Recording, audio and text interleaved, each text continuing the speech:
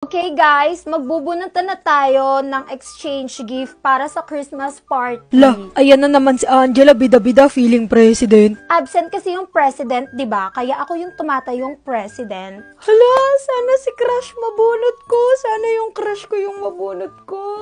Boys at the back, pumila kayo na maayos, huwag magtulakan. Hala, hindi si crush. Ba yan? Sino kaya nakabunot sa crush ko? Sana mabunot ko yung kaaway ko or pet peeve ko. Sana si Angela. Yes! Si Angela, lagot ka sa akin ngayon, ha? Kakainis masyadong bida-bida eh. Lagot ka. Re-regaluhan kita ng ipis tsaka mga alikabok. Tignan mo. Wishlist iPhone 16? Tigas talaga ng mukha na itong babaeng to. Be, sino nabunot mo? Te, sino nabunot mo? Si Ling? Hindi ko pagsasabi. Hanabi, nabunot mo ba si Ling? Sino ba nakabunot kay Ling? Swap naman, oh. Hello, Valentine.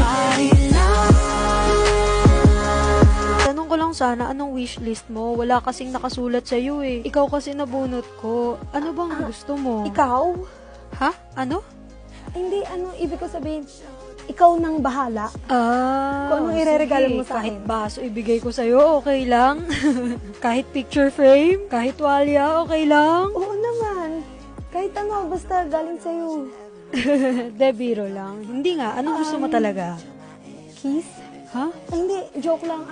Kahit ano, ikaw nang bahala, okay lang. Oh, sige, ako nang bahala. Susurprise na lang kita.